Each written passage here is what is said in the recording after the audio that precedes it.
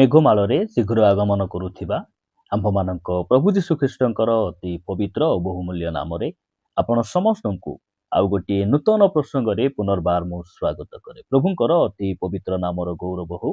ପରମେଶ୍ୱରଙ୍କ ଅନୁଗ୍ରହରୁ ତାହାଙ୍କର ଜୀବନ୍ତ ବାକ୍ୟକୁ ନେଇ ଆପଣମାନଙ୍କ ନିକଟରେ ଆସିବା ପାଇଁ ୟୁଟ୍ୟୁବ ମାଧ୍ୟମରେ ପ୍ରଭୁଙ୍କ ବାକ୍ୟ ଜରିଆରେ ଆପଣମାନଙ୍କ ସହିତ ପୁନର୍ବାର କଥାବାର୍ତ୍ତା କରିବା ପାଇଁ ସ୍ୱର୍ଗର ପରମେଶ୍ୱର ଏହି ସୁନ୍ଦର ସୁଯୋଗ ମୋ ଜୀବନରେ ଯୋଗ କଲେ। ସେଥିପାଇଁ ପ୍ରଭୁଙ୍କୁ ମୋ ହୃଦୟ ସହିତ ଧନ୍ୟବାଦ ଦିଏ। ପ୍ରିୟ ପ୍ରଭୁଙ୍କ ଲୋକମାନେ, ଆସନ୍ତୁ ଆଜି ମଧ୍ୟ ପରମେଶ୍ୱରଙ୍କ ବାକ୍ୟରୁ ଆମେ ଆଉ ଏକ ପ୍ରସଙ୍ଗରେ ଅଳ୍ପ ସମୟ କଥାବାର୍ତ୍ତା ହେବା। ଆଜି ଆମେ ଯେଉଁ ପ୍ରସଙ୍ଗରେ ପ୍ରଭୁଙ୍କ ବାକ୍ୟରୁ କଥାବାର୍ତ୍ତା ହେବା, ସେହି ପ୍ରସଙ୍ଗର ଶୀର୍ଷକ ହେଲା ଦୁଃଖ କଷ୍ଟ ସମୟରେ ପ୍ରଭୁଙ୍କର ଆରାଧନା କରିବା ସମ୍ଭବ କି? ଆଜିର ପ୍ରସଙ୍ଗ ହେଲା ଦୁଃଖ ସମୟରେ କଷ୍ଟ ସମୟରେ ପରମେଶ୍ୱରଙ୍କର ଆରାଧନା କରିବା ସମ୍ଭବ କି?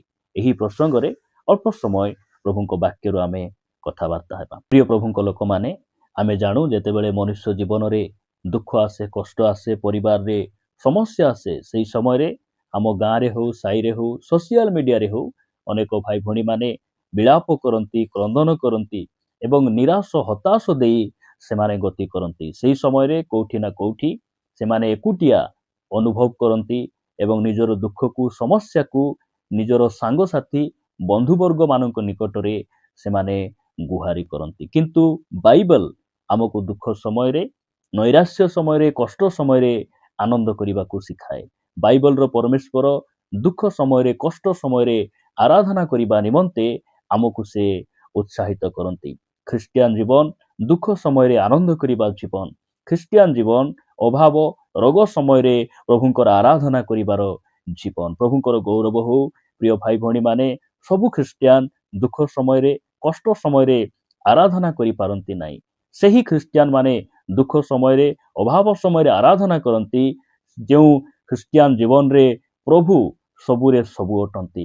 ପ୍ରଭୁ ହିଁ ସେମାନଙ୍କର ସବୁ କିଛି। ଯେଉଁମାନଙ୍କ ଜୀବନରେ ସେମାନେ ପ୍ରଭୁଙ୍କର ଆରାଧନା କରିପାରନ୍ତି, ଦୁଃଖରେ ହେଉ, କଷ୍ଟରେ ହେଉ, ସମସ୍ୟାରେ ହେଉ। କିନ୍ତୁ ଯେଉଁ ଖ୍ରୀଷ୍ଟିଆନ ଭାଇ ଭଉଣୀମାନେ ଆଜି ନାମଧାରୀ ଖ୍ରୀଷ୍ଟିଆନ ଭାବରେ ରହି ଜଗତ ହିଁ ସେମାନଙ୍କର ସବୁ କିଛି, ପାପ, ସୁଖ, ଅଭିଳାଷ ହିଁ ସେମାନଙ୍କର ସବୁ କିଛି, ଏହି ପ୍ରକାର ଖ୍ରୀଷ୍ଟିଆନ ଭାଇ ଭଉଣୀମାନେ ଯେତେବେଳେ ଜୀବନରେ ଦୁଃଖ ଆସେ, କଷ୍ଟ ଆସେ, ସେମାନେ କେବେ ମଧ୍ୟ ପ୍ରଭୁଙ୍କର ଆରାଧନା କରିପାରନ୍ତି ନାହିଁ। ଆପଣ ଯେତେବେଳେ ପ୍ରଭୁ ଯୀଶୁଖ୍ରୀଷ୍ଟ ଏହି ପୃଥିବୀ ପୃଷ୍ଠରେ ଥିଲେ, 5ଟି ରୁଟି 2ଟି ମାଛ ଯେତେବେଳେ 5,000 ଲୋକମାନଙ୍କୁ ଖୁଆଇଲେ, ସେହି ସମୟରେ ଅସଂଖ୍ୟ ଲୋକ ଯୀଶୁଖ୍ରୀଷ୍ଟଙ୍କ ପଛରେ ଚାଲିଲେ। କିନ୍ତୁ ଯୀଶୁଖ୍ରୀଷ୍ଟ ଯେବେ ଦୁଃଖ ଦେଇ, ନିନ୍ଦା ତାଳନା ଦେଇ ଶତ୍ରୁମାନଙ୍କ ହସ୍ତରେ ଯେତେବେଳେ ସମର୍ପିତ ହେଲେ, ସେହି ସମୟରେ ସମସ୍ତେ ଛାଡ଼ି ଚାଲିଗଲେ। ପ୍ରିୟ ପ୍ରଭୁଙ୍କ ଲୋକମାନେ, ଦୁଃଖ ସମୟରେ, ନୈରାଶ୍ୟ ସମୟରେ, କଷ୍ଟ ସମୟରେ ଆମେ ପ୍ରଭୁଙ୍କଠାରେ ଆନନ୍ଦ କରିବା, ଆମେ ତାହାଙ୍କର ଆରାଧନା କରିବା, ଏହା ବାଇବଲର ପରମେଶ୍ୱର ଆମକୁ ଉତ୍ସାହିତ କରନ୍ତି। ଆସନ୍ତୁ ବାକ୍ୟରୁ କେତୋଟି ପଦ ପଢ଼ି ଆମେ ପ୍ରଭୁଙ୍କର ସେହି ସତ୍ୟତାକୁ ଜାଣିବା ଏବଂ ଆହୁରି ଆମେ ତାହାଙ୍କର ନିକଟବର୍ତ୍ତୀ ହେବା। ମୁଁ ଆପଣମାନଙ୍କ ନିକଟରେ ଆଇବ ପୁସ୍ତକରୁ ଗୋଟେ ପଦ ପଢ଼ିବା ପାଇଁ ଚାହେଁ। ଆଇବ ପୁସ୍ତକ 1 ଅଧ୍ୟାୟ 21 ପଦରେ ଏହି ପ୍ରକାର ଲେଖାଯାଏ, ଆଉ ସେ କହିଲା, ମୁଁ ମାତାର ଗର୍ଭରୁ ଉଲଙ୍ଗ ଆସିଅଛି ଓ ମୁଁ ଉଲଙ୍ଗ ହୋଇ ସେଠାକୁ ଫେରିଯିବି। ସଦାପ୍ରଭୁ ଦେଲେ ଓ ସଦାପ୍ରଭୁ ନେଇ ଅଛନ୍ତି, ସଦାପ୍ରଭୁଙ୍କ ନାମ ଧନ୍ୟ ହେଉ। ପ୍ରଭୁଙ୍କର ଗୌରବ ହେଉ। ପ୍ରିୟ ପ୍ରଭୁଙ୍କ ଲୋକମାନେ, ଏହା ଆୟୁବଙ୍କର ଭାଷା, ଏହା ଆୟୁବଙ୍କର ଆରାଧନା। ଆୟୁବ କୌଣସି ଚର୍ଚ୍ଚ ଘରେ ବସି ସେ ଆରାଧନା କରୁନାହାନ୍ତି। ଆୟୁବ ଫ୍ୟାନ୍ ତଳେ, ଏସି ତଳେ ବସି ସେ ଆରାଧନା କରୁନାହାନ୍ତି। ଆୟୁବ ପାଉଁଶ ଗଦା ଉପରେ ବସି ଆପଣା ବସ୍ତ୍ର ଚିରି ସେ ପ୍ରଣାମ କରି ପ୍ରଭୁଙ୍କୁ ସେ ଗୌରବ ଦେଉଛନ୍ତି, ପ୍ରଭୁଙ୍କୁ ଧନ୍ୟବାଦ ଦେଉଛନ୍ତି। ସେ କାହିଁକି ଧନ୍ୟବାଦ ଦେଉଛନ୍ତି? ତାଙ୍କର ପୁଅ ଝିଅର ବର୍ଥଡେ ଥିଲା ବୋଲି ନାହିଁ, ତାଙ୍କର ଘର ପ୍ରତିଷ୍ଠା ବୋଲି ନାହିଁ, ସେ ନୂଆ ଗାଡ଼ି ଆଣିଲେ, ନୂଆ ଘର ବାନ୍ଧିଲେ, ସେଥିପାଇଁ ନାହିଁ। ସେ କାହିଁକି ଆରାଧନା କରୁଛନ୍ତି? ତାଙ୍କ ନିକଟରେ ଗୋଟିଏ ପରେ ଗୋଟିଏ ଦୁଃଖର ଖବର ଆସୁଛି। ତାଙ୍କର ଯେତେ ଧନ ସମ୍ପତ୍ତି ଥିଲା ସବୁ ଚାଲିଗଲା।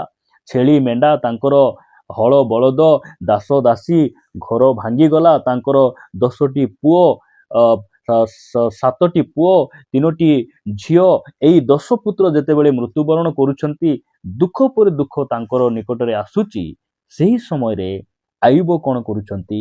ପରମେଶ୍ୱରଙ୍କୁ ଧନ୍ୟବାଦ ଦେଉଛନ୍ତି, ପରମେଶ୍ୱରଙ୍କର ଆରାଧନା କରୁଛନ୍ତି।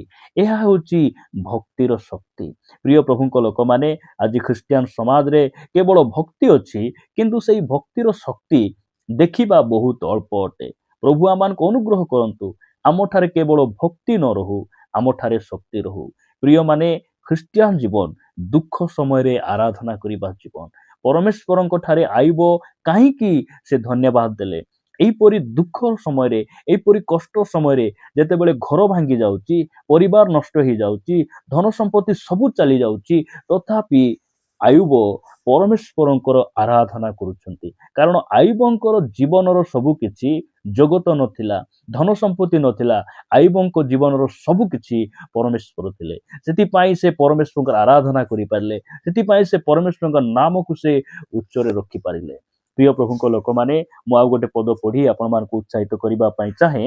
ଆପଣମାନେ ନୂତନ ନିୟମକୁ ଆସିବେ। ନୂତନ ନିୟମ ପ୍ରେରିତ ପୁସ୍ତକ 16 ଅଧ୍ୟାୟ 25 ପଦରେ ପ୍ରକାର ଲେଖାଗଲା, କିନ୍ତୁ ପ୍ରାୟ ମଧ୍ୟରାତ୍ରରେ ପାଉଲ ଓ ଶିଲା ଈଶ୍ୱରଙ୍କ ନିକଟରେ ପ୍ରାର୍ଥନା ଓ ସ୍ତବଗାନ କରୁଥିଲେ, ଆଉ ବନ୍ଦୀମାନେ ଶୁଣୁଥିଲେ। 26 ପଦ, ସେତେବେଳେ ହଠାତ୍ ଏପରି ମହାଭୂମିକମ୍ପ ହେଲା ଯେ କାରାଗାରର ଭିତ୍ତିମୂଳ କମ୍ପିବାକୁ ଲାଗିଲା, ଆଉ ତତ୍କ୍ଷଣାତ୍ ସମସ୍ତ ଦ୍ୱାର ମେଲା ହୋଇଗଲା। ପୁଣି ପ୍ରତ୍ୟେକ ଜଣର ବନ୍ଧନ ଫିଟିଗଲା। ପ୍ରଭୁଙ୍କ ନାମର ସ୍ତୁତି ହେଉ, ପ୍ରଭୁଙ୍କ ନାମର ମହିମା ହେଉ। ପ୍ରିୟ ପ୍ରଭୁଙ୍କ ଲୋକମାନେ, ପାଉଲ ଶିଲା କାରାଗାରରେ ରହି ସେମାନେ ଆରାଧନା କଲେ। ଆୟୁବ ପରିବାରର ସମସ୍ତଙ୍କୁ ହରାଇଲା ପରେ ସେ ପ୍ରଭୁଙ୍କ ଠାରେ ଆରାଧନା କଲେ। ପରବର୍ତ୍ତୀ ସମୟରେ ଆୟୁବଙ୍କର ଆଦ୍ୟ ଅବସ୍ଥା ଅପେକ୍ଷା ଶେଷ ଅବସ୍ଥାରେ ପରମେଶ୍ୱର ଅଧିକ ଆଶୀର୍ବାଦ ଯୁକ୍ତ କଲେ। ଏହି ଦୁଇ ଜଣ ବ୍ୟକ୍ତି ପାଉଲ ଆଉ ଶିଲା, ସେମାନେ କାରାଗାରରେ ରହି, ବନ୍ଧନରେ ରହି ସେମାନେ ପ୍ରଭୁଙ୍କର ଆରାଧନା କଲେ। ଆଉ ଆରାଧନା କରିବା ସମୟରେ ଏହି ପାଉଲ ଶିଲାଙ୍କର ସେଇ ଜଞ୍ଜିର, ସେଇ ବନ୍ଧନ ଗୁଡ଼ିକ ଖସିଗଲା।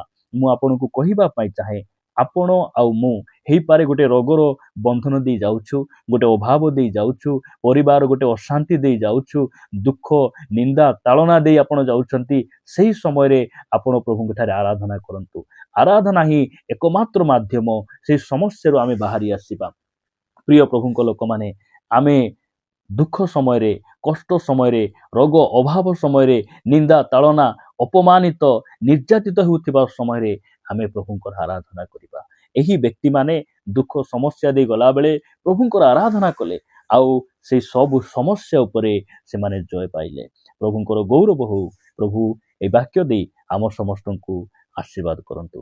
ଆସନ୍ତୁ ପ୍ରଭୁଙ୍କ ଠାରେ ପଦେ ପ୍ରାର୍ଥନା କରିବା। ପ୍ରେମିକ ସ୍ୱର୍ଗୀୟ ପିତା, ଆମେ ତୁମକୁ ଧନ୍ୟବାଦ ଦେଉଛୁ। ତୁମ ବାକ୍ୟ ଦ୍ୱାରା ଆମମାନଙ୍କୁ ଉତ୍ସାହିତ କଲ, ତୁମ ବାକ୍ୟ ଦ୍ୱାରା ଆମମାନଙ୍କୁ କଥା ହେଲ, ସେଥିପାଇଁ ତୁମର ଗୌରବ ହଉ।